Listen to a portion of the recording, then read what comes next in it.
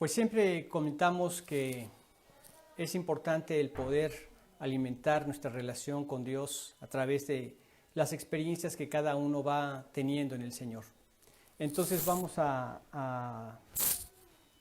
omitir esta. No hay quien me haya escrito alguna experiencia, aunque seguramente las tuvieron. Ha sido un tiempo también de provecho en casa para cada uno de ustedes y seguramente de gran bendición familiar. Tuvimos ayer la oportunidad de orar por muchos aspectos que Dios nos guió para pedir por esta pandemia, rogando al Señor que esto se arregle y que pues Dios bendiga a nuestras autoridades a poder tomar decisiones sabias. No sé por qué se está viendo tan clara la cara, así no se veía la vez pasada, pero disculpen esta ignorancia de la tecnología. No sé qué tenga que hacerle para que ya no se vea tan clara. Para la próxima voy a tratar de arreglar esto. Pero comentaba que es un buen tiempo para orar. Si nosotros supiéramos todo el poder que tenemos como hijos de Dios a través de la oración, yo creo que una de las cosas que vamos a ver en el cielo es quizá el no haber orado más, al tener pleno conocimiento ya en su presencia de que Él siempre estaba escuchándonos. No necesitamos esperar hasta ese momento para creerlo. En su palabra nos dejó muchos versículos que nos indican que realmente así es. Él está en todas partes y Él nos escucha en todas partes, en donde quiera que nos encontremos. Así es que si tienes alguna aflicción, Él dice que por nada estés preocupado o afanoso, ahí en Filipenses 4, 6 y 7. Él quiere que tú se lo digas en oración y que por tu propia experiencia puedas ver el poder de Dios en tu vida, su amor, sus cuidados y su gracia. Muy bien, pues vamos a hacer una oración para dar inicio a la plática de esta mañana, donde vamos a estudiar un pasaje hermoso que está en el capítulo 28 de Mateo, los versículos 16 al 20, donde es la última porción que Mateo escribe en su evangelio. Vamos a platicar de esto, de cómo estuvo esta manifestación de Cristo en Galilea. Así es que vamos a hacer una oración para pedirle a Dios que nos guíe. Pues Padre amado, cuántas gracias te damos por esta oportunidad que nos das en esta mañana, de podernos reunir a través de estos medios que tú nos has dado en esta época de tanto desarrollo tecnológico y poder estar juntos en oración y en tu presencia, unidos para escuchar tu bendita palabra, Señor, y las ricas enseñanzas que nos tienes a través de ellas. Gracias por esto, Señor, y confiamos nosotros en que tú obras en cada corazón, en cada creyente, a través de tu Santo Espíritu que mora en cada creyente. Cuando vemos la exhortación de Pablo que le hacía a Timoteo, retén la forma de las sanas palabras que de mí oíste en la fe y amor que es en Cristo Jesús. Guarda el buen depósito por el Espíritu Santo que mora en nosotros. Este buen depósito de tus enseñanzas, de tu palabra, lo sigues enriqueciendo a través de cada enseñanza y te pedimos que lo hagas también ahora en el poder de tu Espíritu. Y tú, Señor, que conoces todos los corazones, te rogamos que a cada creyente lo alientes grandemente con esta porción, con este pasaje. A cada persona que todavía está indefinida hacia ti, que tú puedas conquistar su corazón y lograr que te rinda su vida. Cada persona que ha rechazado, también te rogamos que si de alguna manera está escuchando este mensaje, también en el poder de tu Espíritu sea alcanzado por ti para convencerlo y atraerlo a tus pies. Señor, pues te pedimos tu guía y que tú seas glorificado en todo lo que aquí platiquemos. Te lo rogamos por los méritos de Cristo Jesús, en la cruz que realizó a nuestro favor. En su nombre te lo pedimos, Señor. Amén. Bien, pues vamos a dar lectura a este pasaje de Mateo. El capítulo que vamos a estudiar es el capítulo 28, el último capítulo del Evangelio según San Mateo, y vamos a dar lectura a los versículos del 16 hasta el 20, y dice lo siguiente. Pero los 11 discípulos se fueron a Galilea, al monte donde Jesús les había ordenado. Y cuando le vieron, le adoraron, pero algunos dudaban. Y Jesús se acercó y les habló diciendo: Toda potestad me es dada en el cielo y en la tierra.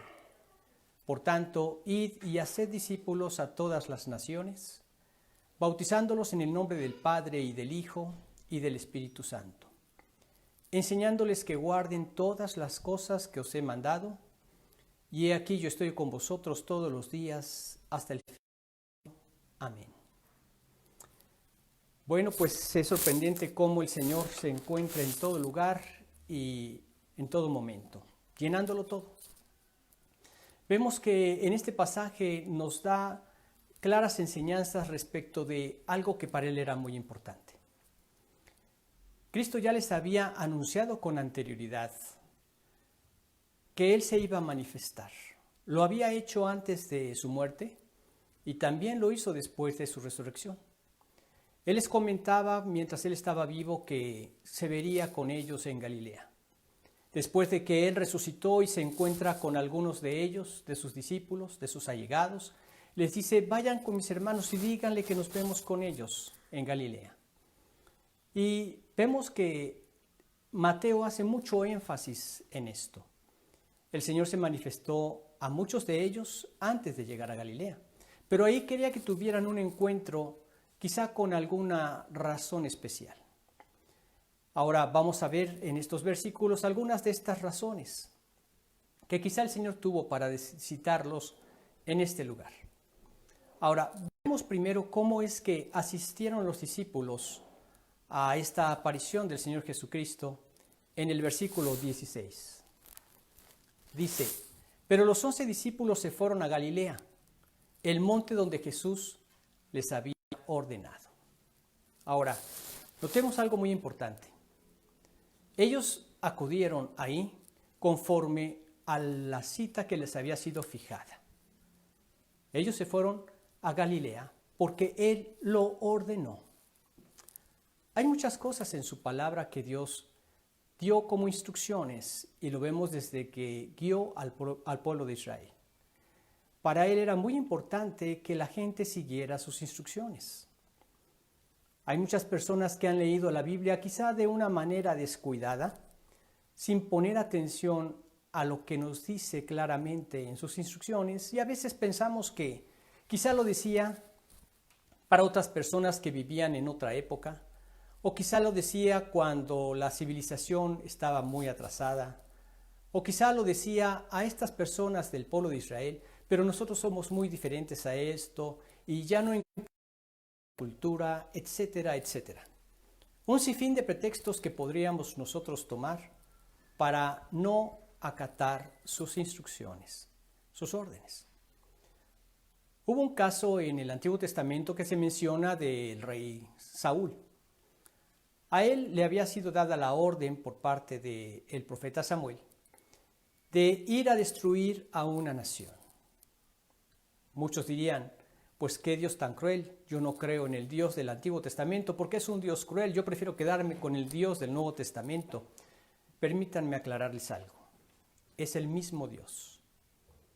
Solo que Dios tenía misericordia de la humanidad.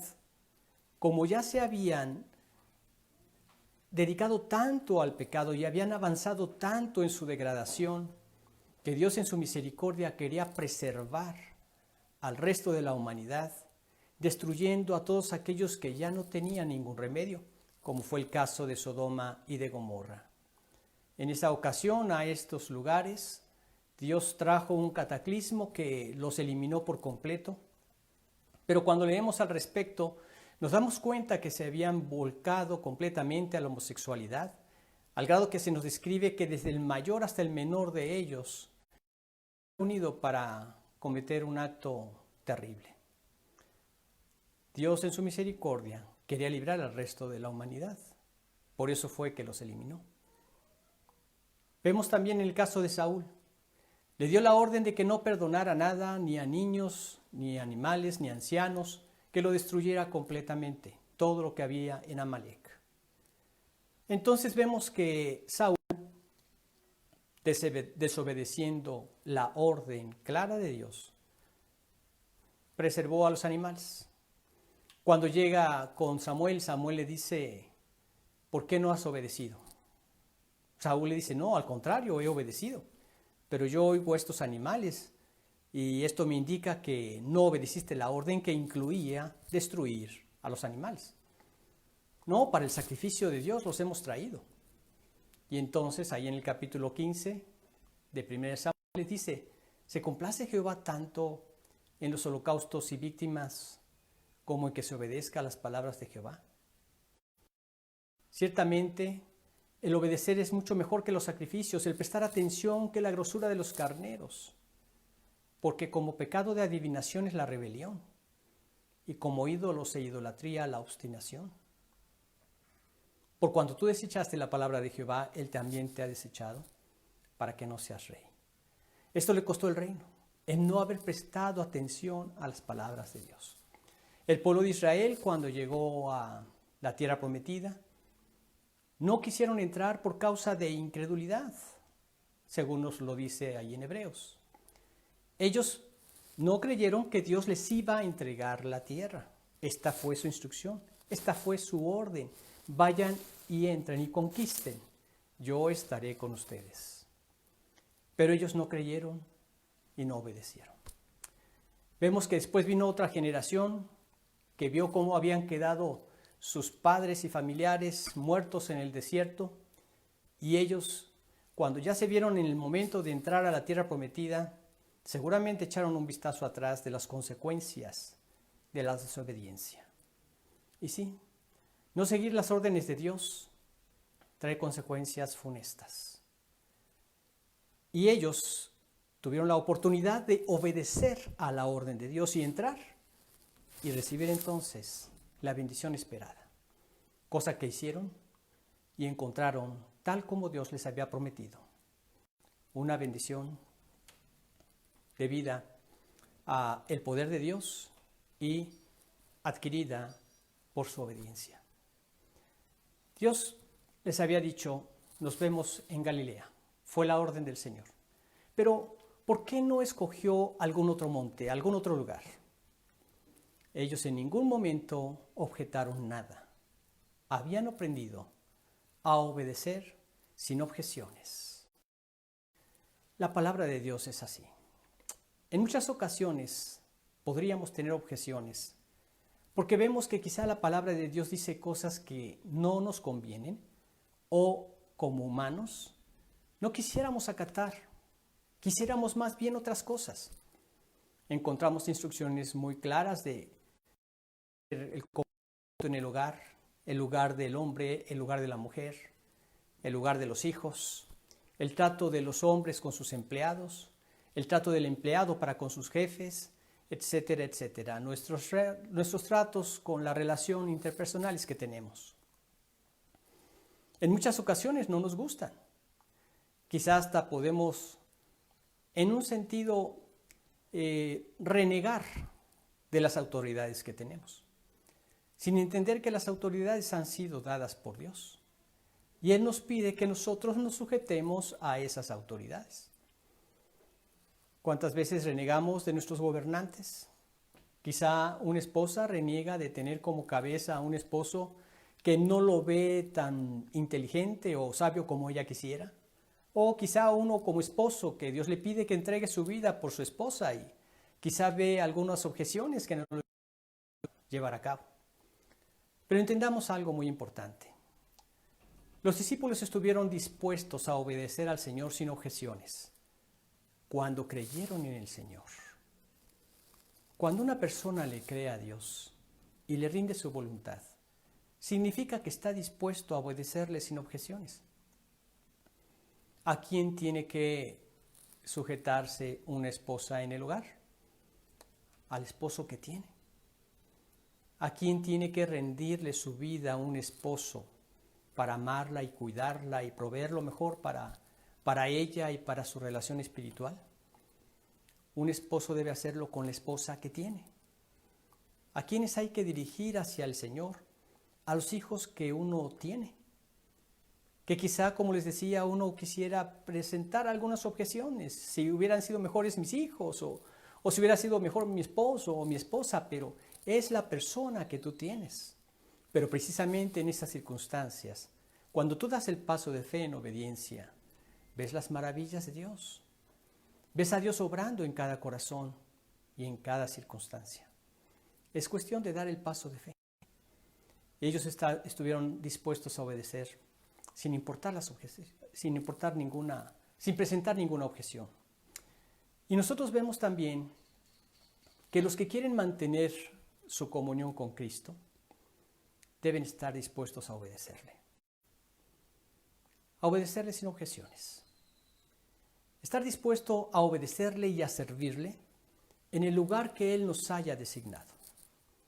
Muchas personas piensan que quizá Dios quiere que yo le sirva como misionero en algún lugar y se reservan su servicio hasta conocer aquel lugar al cual Dios los quiera enviar. Pero no funciona de esta manera. Es en el lugar donde estás, en las circunstancias en que vives. Servir al Señor en tu hogar, pero también servir al Señor con tus vecinos.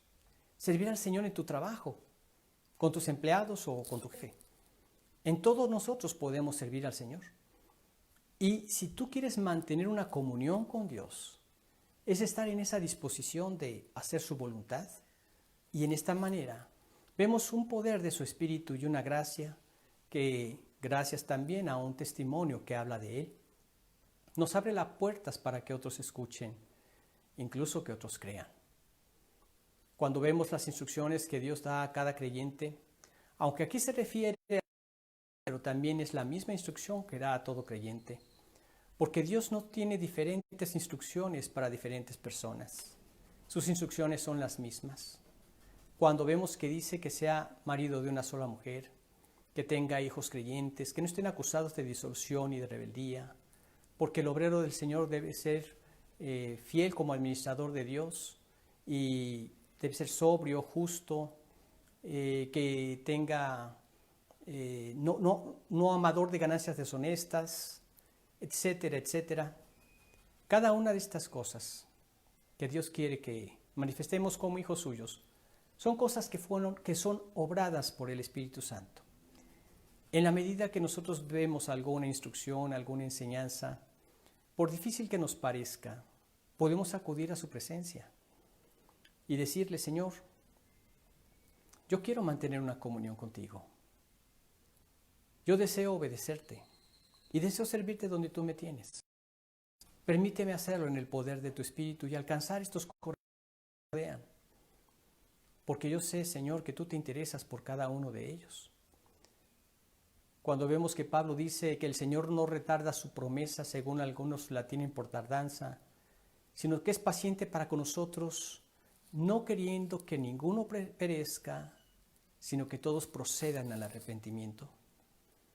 Vemos el gran amor de Dios que tiene por todos. Él quiere alcanzar a todos. Quiere hacer a través de la vida de cada hijo suyo. Que encuentre en nosotros esas herramientas para poderle servir. Él lo citó en un monte en Galilea. Quizá muchos piensan que pudo haber sido el monte de la Transfiguración. ¿Recordamos aquel pasaje? Donde se encontraban Pedro, Juan, Santiago, y el Señor se transformó y vieron una transfiguración del Señor junto con Elías y con Moisés. Y nervioso de lo que estaba viendo el apóstol Pedro, en ese momento le dice: Señor, bueno es que estemos aquí para hacerte una enramada a ti, otra a Moisés, otra a Elías, pero no sabía lo que estaba diciendo. ¿Cómo es que vieron al Señor? Muchos piensan que lo vieron en su estado glorioso. Los invitó y los llevó a este lugar. Y quizá también parte de su propósito era para que vieran el cumplimiento también de esa escena. Ahora lo encontrarían plenamente glorificado, plenamente vemos que Dios cumple todas sus promesas. Y todas sus promesas tienen cumplimiento precisamente en Cristo y por Cristo. Cuando leemos en 2 de Corintios 1:20 que dice, porque todas las promesas de Dios son en Él sí y en Él amén, por medio de nosotros para la gloria de Dios. Vemos que es una forma de reafirmar nuevamente nuestros corazones para creerle y obedecerle. ¿Hay algo que te impide hacer su voluntad? ¿Hay algo que todavía presentas como objeción para obedecerle? Preséntale el caso al Señor. Él te escucha, así como los escuchó a ellos en aquella época, y ha escuchado a los creyentes a lo largo de la historia. Él se preocupa por la salvación de cada creyente, y Él se preocupa por el crecimiento de cada hijo suyo. Él tiene un propósito también para cada hijo suyo. Pide a Él en oración y pídele que en el poder de su Espíritu realice su propósito que tiene para ti, así como realizó el propósito que tenía para sus apóstoles. Así es. Así acudieron ellos, así vieron esta aparición del Señor Jesús. Pero, ¿cómo reaccionaron ante esta aparición? ¿Cómo reaccionaron al verlo en ese momento? Dice el versículo 17.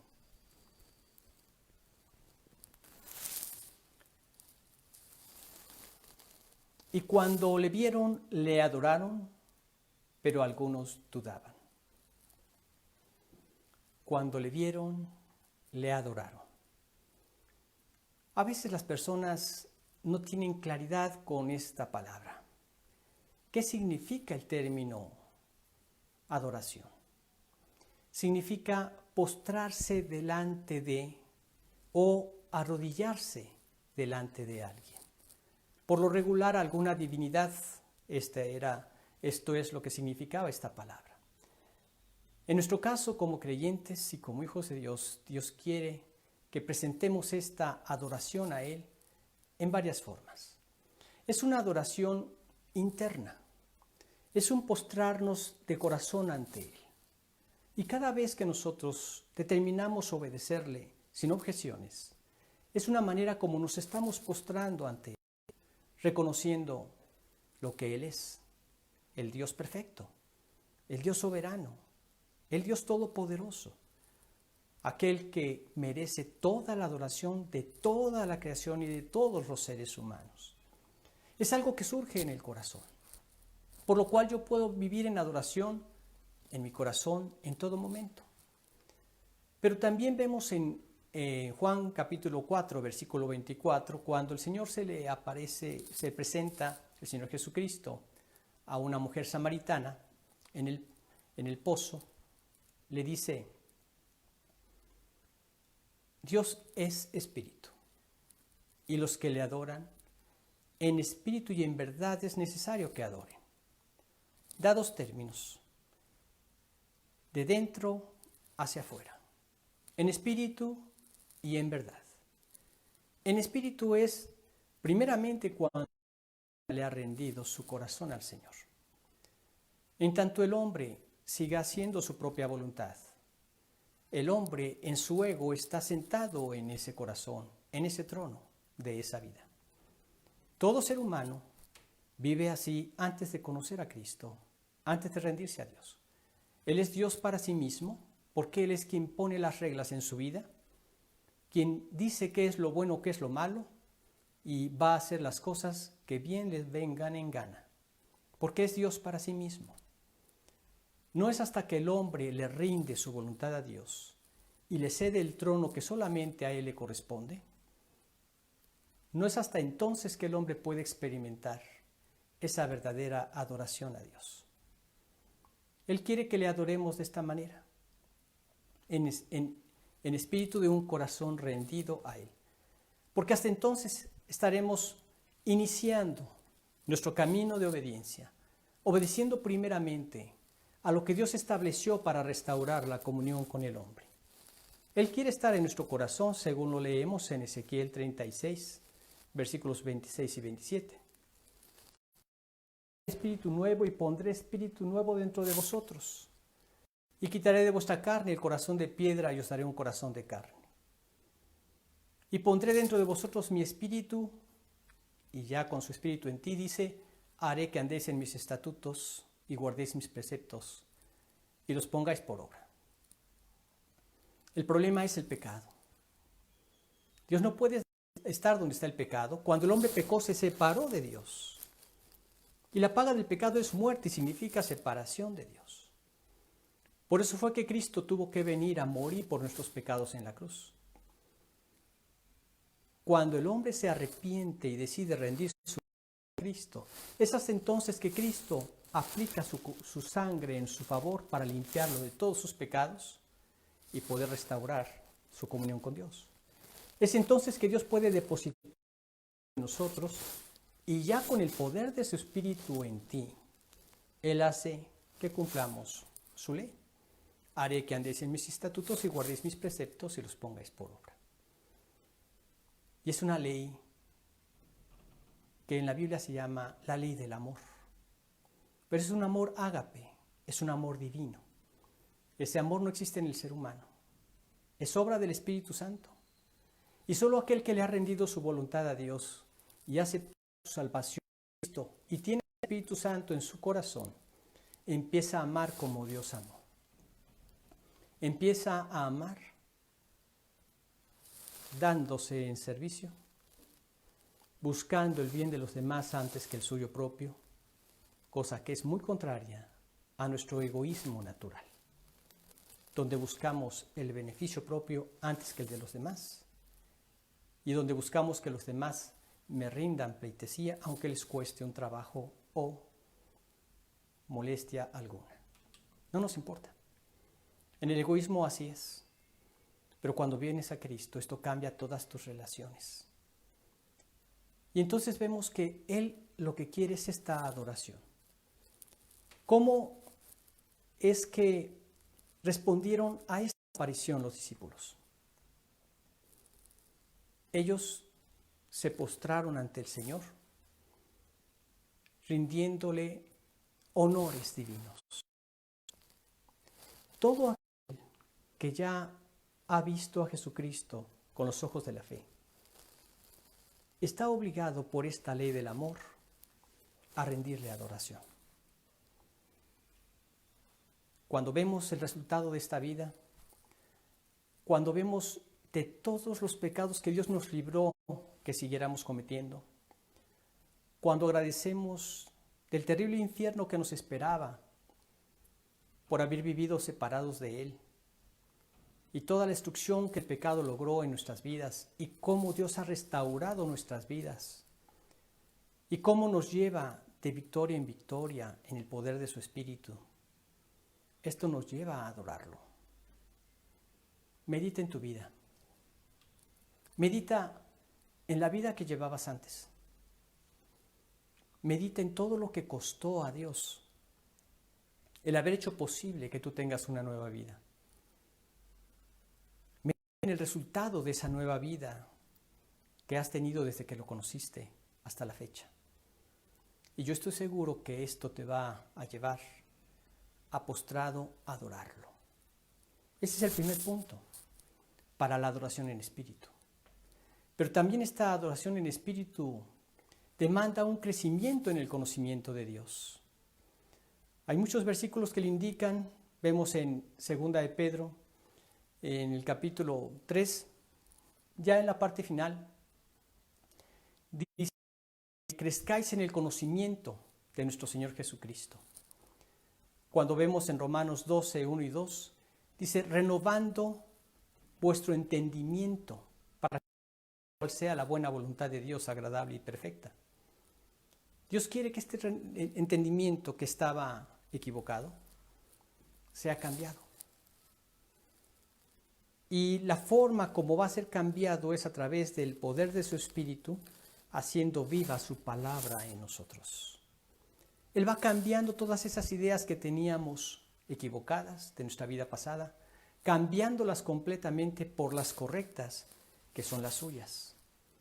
Y es entonces cuando comprendemos que sus pensamientos no eran los nuestros, ni sus caminos los nuestros, y cómo en Cristo Jesús los ha cambiado haciéndolos nuestros. Ahora, Dios quiere que entendamos que esta transformación se tiene que llevar a cabo día con día. Y para esto nos ha dejado muchos medios de gracia. El primero, su palabra, la oración, un tiempo que apartemos para el Señor cada día. Las predicaciones es otro medio de gracia para seguir transformando nuestras vidas de la renovación. Hay muchos otros medios de gracia y hay que aprovechar cada uno de los que Él nos da para seguir renovando nuestro entendimiento, haciéndonos cada vez semejantes más a Él. Pero también la adoración en espíritu implica un corazón genuinamente arrepentido. El hecho de habernos arrepentido de nuestra vida pasada para rendir nuestra voluntad a Dios no es el único momento en donde hay que manifestar ese arrepentimiento, sino que esto significa la disposición que tenemos de ahora en adelante continuar manifestando esta actitud cada vez que nosotros nos descubramos que hemos obrado contrarios a los principios de Dios. Un corazón no arrepentido frustra esa comunión. Vemos que esto fue la actitud de el rey David. Pero ahí en el Salmo 51 y en otros que se conocen como los salmos penitenciales, el 32 y otros más, manifiesta su dolor mientras él cayó, mientras él estuvo sin confesar su pecado.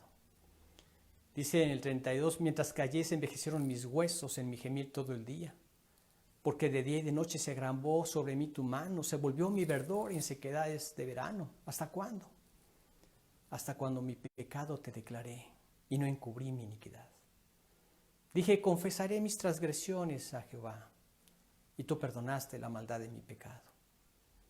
Esta adoración correcta en espíritu implica estas tres cosas: un nuevo nacimiento, un corazón que se va transformando y un corazón contrito y humillado, que en cuanto ve que algo está mal, en cuanto se salió de esa comunión con Dios, inmediatamente reacciona en arrepentimiento y pide perdón a Dios y restaura su comunión.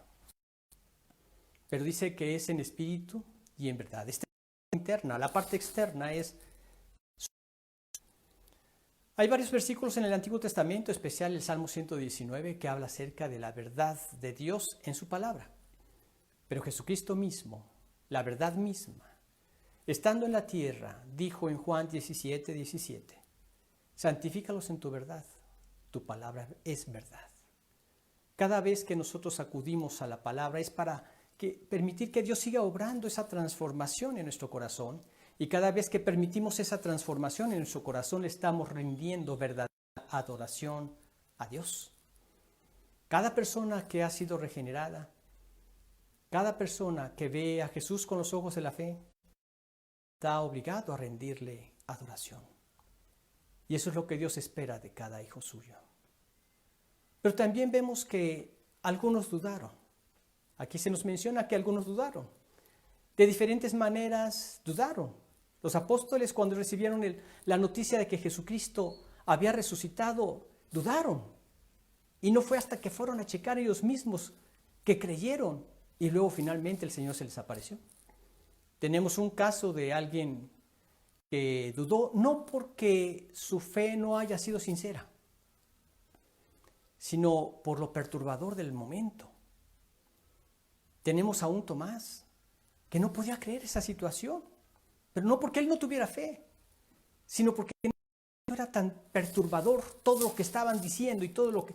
Cuando antes se había visto que alguien resucitara y estuviera con la gente compartiendo y comiendo, hasta que se les presenta el Señor, estando encerrados en medio de ellos, y se dirige directamente a Tomás. Mira, Tomás, aquí están mis marcas, las manos y mi costado. Mete la mano ahí y ya no seas incrédulo, sino creyente. Entonces él, postrado, le dijo, Señor mío y Dios mío. Pero hay algo muy importante que el Señor le dijo a Tomás, y que esto nos incluye a todos nosotros. Porque has visto, Tomás, creíste.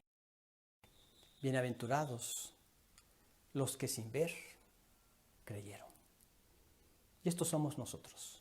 Pero tenemos toda esa evidencia abrumadora que encontramos en los evangelios de la realidad de su existencia y de su infinita misericordia y labor que llevó a cabo con su sacrificio en la cruz, con su muerte y con su resurrección. Entonces, nosotros como creyentes, muchos dudaron y vemos que las dudas de otros son las evidencias que han quedado de la resurrección. ¿Por qué razón? Porque muchos han tratado de destruir la resurrección de Jesucristo que nosotros estamos celebrando en este día. ¿Y por qué lo ha tratado de hacer? Déjenme decirle la principal razón por la que las personas lo hacen. Tratan de inventar diferentes teorías que no tienen ningún fundamento, con el único propósito de calmar su conciencia acusadora. Quieren seguir viviendo su vida de pecado sin tener nada que les perturbe su conciencia acusadora. Eso es en realidad el fondo de todas las teorías que ponen. Y muchas de ellas rayan en lo absurdo. Decían que los discípulos habían visto alucinaciones en la resurrección de Jesús. Pero ¿cómo van a poder ver alucinaciones de algo que ellos mismos tampoco esperaban? No esperaban la resurrección. Tú podrías pensar de alguien que tuviera alucinaciones por algo que anhelaban profundamente, pero ellos ni siquiera lo esperaban. Y muchas otras argumentos que tratan de inventar las personas, como que lo que vieron fue un espíritu nada más. O simplemente que Jesús no murió en la cruz, sino que se desmayó por lo tremendo del trauma, pero que ya estando en la tumba y con los olores de todas esas especies aromáticas, él revivió y entonces salió. Pero te das cuenta de lo absurdo de todo esto. Después de haber sido azotado como lo fue, después de haberse ido traspasado el corazón, él se despierta. ¿Y cómo hace si estaba atado? Con lienzos y con especias aromáticas, más de 35 kilos aproximadamente. Con la boca se los quitó. ¿Y cómo después tiene las fuerzas para abrir la piedra y luego con sus pies que fueron clavados caminar por la calle e irse? Son absurdos todas las hipótesis que las demás personas hacen con ese único propósito. La única razonable fue la que los judíos esgrimieron, mintiendo, porque ellos sí creyeron la resurrección. Cuando llegan los soldados, espantados, diciéndoles lo que había ocurrido, que había descendido un ángel y que ellos se desmayaron y que Jesús resucitó, los judíos, los principales, creyeron. Y tan creyeron que inmediatamente les dijeron a estas personas: vamos a hacer un trato.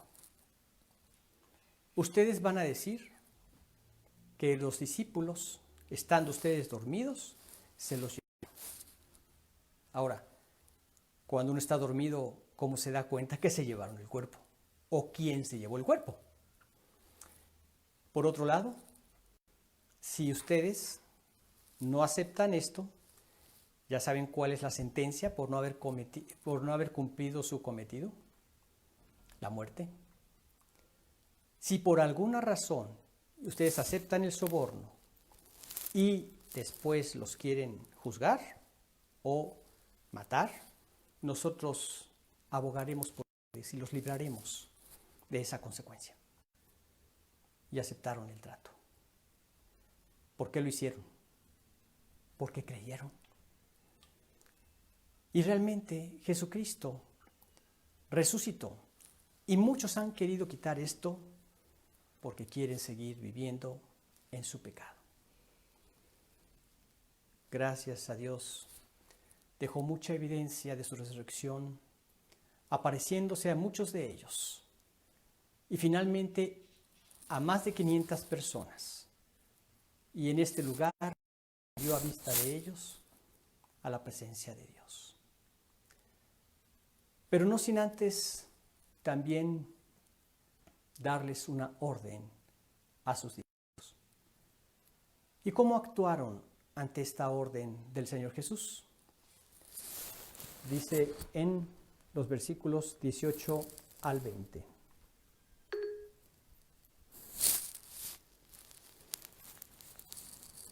Y Jesús se acercó y les habló diciendo: Toda potestad me es dada en el cielo y en la tierra. Por tanto, id y haced discípulos a todas las naciones, bautizándolos en el nombre del Padre y del Hijo y del Espíritu Santo, enseñándoles que guarden todas las cosas que os he mandado. Y he aquí, yo estoy con vosotros todos los días, hasta el fin del mundo. Amén. Bueno, esta fue la parte donde les deja esa orden. Pero ¿qué fue lo que hizo Jesús? Se acercó a ellos. Jesús quiere estar cercano a nosotros. ¿Cómo logra esta cercanía con cada hijo suyo? A través de su Espíritu morando en nuestro interior. ¿No te llena de emoción saber que Dios mismo, en la persona de su Espíritu, mora ahora en ti? Por favor, sé consciente de esta verdad, porque el que lo creas o no lo creas es subjetivo. Lo objetivo o lo real es que así es. Pero la gran bendición cuando realmente lo crees es que esto te lleva a meter freno cada vez que se presenta alguna tentación, a meter freno cada vez que se presenta alguna duda, a buscar con todo tu corazón que esa comunión crezca. Y así es, Él está dentro de tu corazón. Y Él se acercó con un propósito muy importante: disiparles todas las dudas. Creían que estaba un fantasma. Él, conociendo los corazones de todos, porque así es.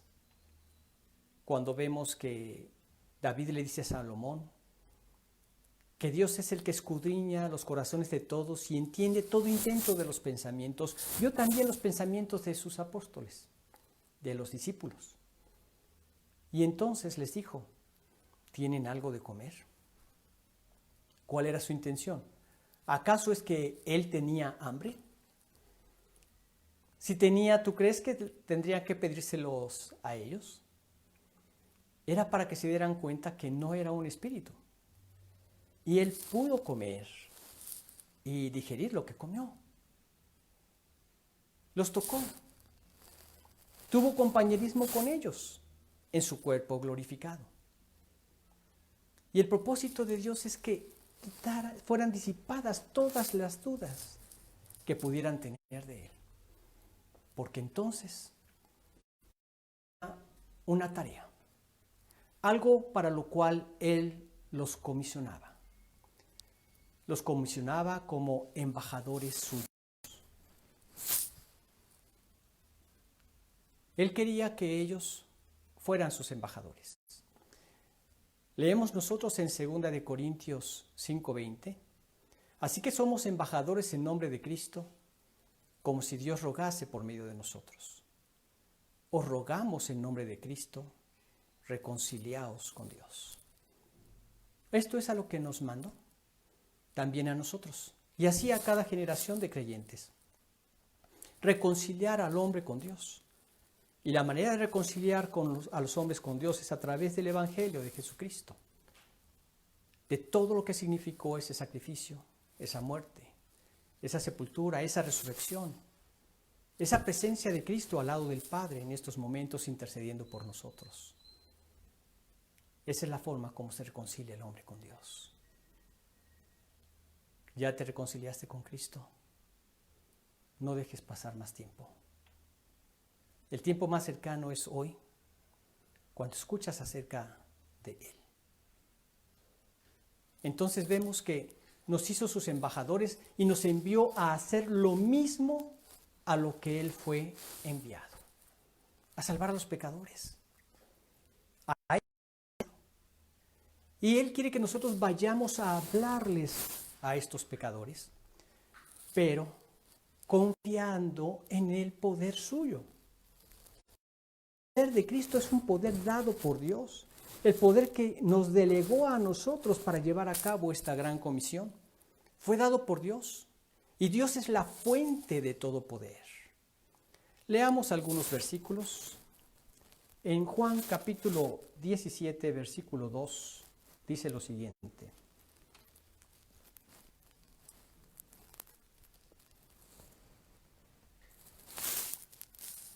Dice, como le has dado potestad sobre toda carne, para que dé vida eterna a todos los que le diste. Le has dado potestad sobre toda carne. Potestad en el cielo y en la tierra, porque Él es Señor de todo. Leemos en el versículo 24, Padre, aquellos que me has dado, quiero que donde yo estoy, también ellos estén conmigo, para que vean mi gloria que me has dado, porque me has amado desde antes de la fundación del mundo. Su gloria, la gloria que ha tenido siempre. Él es Señor de cielos y tierra, y es ante quien se doblará toda rodilla, para que en el nombre de Jesús se doble toda rodilla de los que están en los cielos y en la tierra y debajo de la tierra, y toda lengua confiese que Jesucristo es el Señor, el que manda, el que gobierna mi vida, para gloria de Dios Padre. Dice en Filipenses 2, 10 y 11. Esa es la forma como Él quiere reinar en nuestros corazones. Y es entonces cuando Él reina en tu corazón que decides ir a donde Él te quiera enviar. Ellos fueron a donde Dios los envió. Primero lo hicieron los apóstoles. Leemos en Efesios 2:20 que somos edificados sobre el fundamento de los apóstoles y profetas, siendo la principal piedra del ángulo Jesucristo mismo. Y ellos fueron enviados y a través de sus experiencias y su relación con el Señor escribieron el Nuevo Testamento, dando testimonio Dios juntamente con ellos, con señales y prodigios y diversos milagros. Esos milagros hacían que la gente entendiera que tanto el mensajero como su mensaje provenían de Dios mismo. Y ellos dieron mensaje de Él. Luego también sus ministros. A unos constituyó apóstoles, a otros evangelistas, a otros pastores y maestros, para que fueran y llevaran el mensaje de Dios, el mensaje de salvación. El mensaje más importante que ha existido en toda la historia de la humanidad. Esto lo dice en Efesios 4:11, pero también Él quiere que cada hijo suyo lleve también este mensaje. Un pasaje que podríamos ver es precisamente en el libro de Hechos, en el capítulo 11, en los versículos del 19 al 21, que dice lo siguiente. Ahora bien, los que habían sido esparcidos a causa de la persecución que hubo con motivo de Esteban, pasaron hasta Fenicia, Chipre y Antioquía, no hablando a nadie la palabra, sino solo a los judíos. Pero había entre ellos unos varones de Chipre y de Cirene, los cuales, cuando entraron en Antioquía, hablaron también a los griegos, anunciando el evangelio del Señor Jesús. Y la mano del Señor estaba con ellos, y gran número creyó y se convirtió en el Señor. El cual quiere que todos los hombres sean salvos y vengan al conocimiento de la verdad. Él quiere que todos y cada uno lleve a cabo su parte, su labor. Pero no es sino a través del Espíritu Santo que cada uno lleva a cabo esto. No confiamos en nosotros mismos, nuestras capacidades o nuestro poder. Recuerdo que un amigo estaba acompañando a un discípulo suyo a compartir el evangelio a un amigo de este. Entonces el maestro estaba examinando todo lo que el discípulo le estaba compartiendo. Y entonces él comentaba que cuando el discípulo compartía algo, él decía, no, yo le hubiera compartido tal versículo. Yo hubiera dicho tal otro versículo. Yo hubiera compartido tal otra experiencia del Señor, etcétera, etcétera. Pero al final de cuentas, cuando el discípulo le hace la invitación a su amigo para venir a los pies de Cristo, el amigo dijo, yo quiero, yo necesito al Señor Jesús. Entonces este maestro llegó a la siguiente conclusión. No es tu conocimiento, es obra del Espíritu Santo en cada corazón. Él trabajó en el tuyo. Ora que también Dios trabaje en el corazón de aquellos que amas.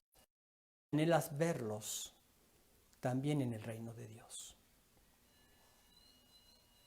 Es poder del Espíritu. Y nosotros como hijos suyos debemos predicarlo a todo el mundo, sin importar sexo, sin importar raza. Él dice, haciendo discípulos.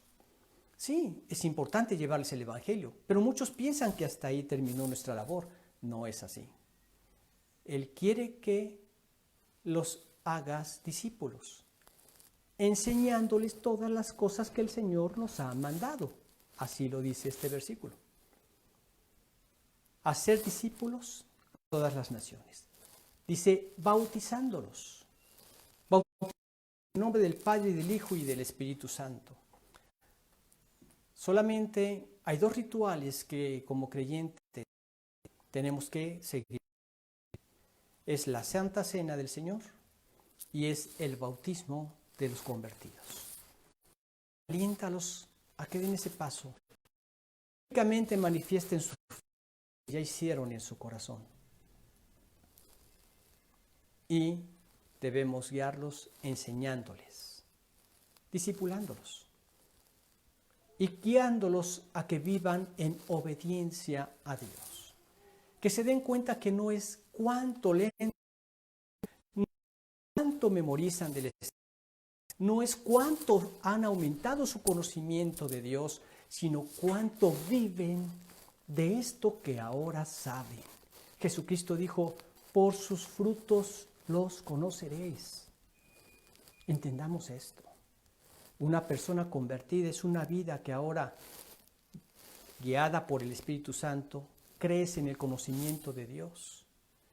Es una vida que el Señor en su poder va transformando, haciéndonos cada vez más a Él. En cada hijo suyo, así lo lleva a cabo. Nos hace cada vez más semejantes a Cristo. Leemos en Romanos 8:29 que a los que antes conoció, también los predestinó para que fuesen hechos conformes a la imagen de su Hijo, para que Él sea el primogénito entre muchos hermanos. Pero también desea manifestarse a cada corazón que no se ha arrepentido. Que todos los hombres sean salvos de la verdad. Entonces nosotros les predicamos el Evangelio y los guiamos a la obediencia a Dios para que cada vez sean más semejantes a Cristo. Y todo esto, poder suyo. Contamos con su presencia. He aquí yo estoy con vosotros todos los días hasta el fin del mundo. Está con nosotros. A mí eso me llena de gozo. Me llena de poder, me recarga las fuerzas día con día. Es en el poder del Señor. Tanto para transformar mi vida, como para realizar su obra, su trabajo. Y como iglesia no debemos buscar nada menos que sea una iglesia en el poder de su Espíritu. No una iglesia manufacturada por la organización o destreza humana, sino una iglesia llevada a través del poder de Dios a la semejanza de su. Nada menos que esto debemos anhelar como creyentes. una iglesia donde el Espíritu la gobierna, la guía y Dios reina. Para terminar, quisiera compartirles lo que pasó en una ocasión con un gran artista, Miguel Ángel o Michelangelo Buonarroti. No sé si lo dije bien, tengo un amigo que tiene raíces italianas, pero Ángelo después me lo corregirá.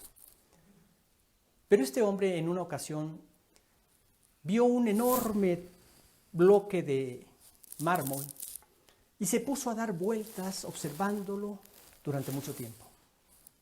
La persona que lo acompañaba se quedó acompañándolo en todo momento hasta que finalmente le dijo: bueno, pero ¿qué tanto estás haciendo, Miguel Ángel? A lo que él le contestó: en esta ingente bloque de mármol estoy viendo un ángel que trato de qué forma lo puedo sacar. ¿Acaso no es lo mismo que el Señor Jesucristo quiere hacer con cada corazón que se arrepiente? Y está a través de su trabajo en el poder del Espíritu y por medio de su palabra transformándonos y haciéndonos, sacando en nosotros esa imagen de Cristo. Pero también es lo que nosotros podemos ver quizá en el más rebelde e impío pecador. Y podríamos decir con un espíritu misionero: estoy viendo dentro de este hombre pecador la imagen de Cristo que podríamos sacar en el poder y con la ayuda de su Espíritu Santo. Llevemos a cabo ahora que Dios le encomendó a los apóstoles y que generación tras generación han seguido pasándose la estafeta a cada creyente que quiere servirlo. Ahora es nuestra oportunidad. Si tú ya esta es tu tarea. Veamos que no hay nada más importante que Cristo haya venido a dar su vida en la cruz. Lo más importante que existe en esta vida es la salvación en Cristo. Notemos que Él no vino a dar su vida para hacernos grandes políticos, ingenieros, doctores, profesionistas, trabajadores. No, sino auténticos hijos suyos. Pero los hijos suyos nos hace responsables cualquiera que sea nuestra tarea. Pero también si tú no has conocido a Cristo, date cuenta de esto. No hay otra razón por la cual Dios sigue extendiendo su misericordia en tu vida para mantenerte vivo, más que para que llegues a sus pies. Míralo en la cruz. ¿Tú crees que haya algo más importante que tu salvación? Cuando ahí murió por tus pecados y los míos. No retardes más ese momento. No sigas destruyendo tu propia vida, gobernándola a tu antojo. Cédele tu voluntad para hacer ahora la suya, que nos ha dejado escrita en su palabra. Ven a sus pies y déjalo ser el Señor de tu vida. Si así lo haces, será el mejor momento que habrás experimentado en toda tu existencia. Y no encontrarás otra razón para vivir el resto de la vida que te queda. Oremos. Gracias, Dios bendito, por estos momentos. Gracias por tu palabra, porque nos has dejado escrito todo lo que necesitábamos saber, toda tu verdad, todo lo que podíamos saber y necesitábamos comprender en esta vida. Y gracias, Dios, por haber dado tu vida por nosotros. No escatimaste ni a tu propio Hijo, sino que lo entregaste por todos nosotros. Y ahora con Él nos has dado todo lo necesario para servirte. Guíanos a ser conscientes de tu presencia en todo momento, Señor. Y confiados en tu poder, seguir adelante en la tarea que tú nos has designado. Te alabamos por esto, Señor. Te alabamos por lo que eres. Te alabamos por lo que has hecho. Y también por lo que nos espera en toda la eternidad. Y todo gracias a Cristo Jesús. En su nombre te lo agradecemos. Amén. Que el Señor los bendiga. Primero Dios, seguimos en contacto el próximo domingo. Vamos.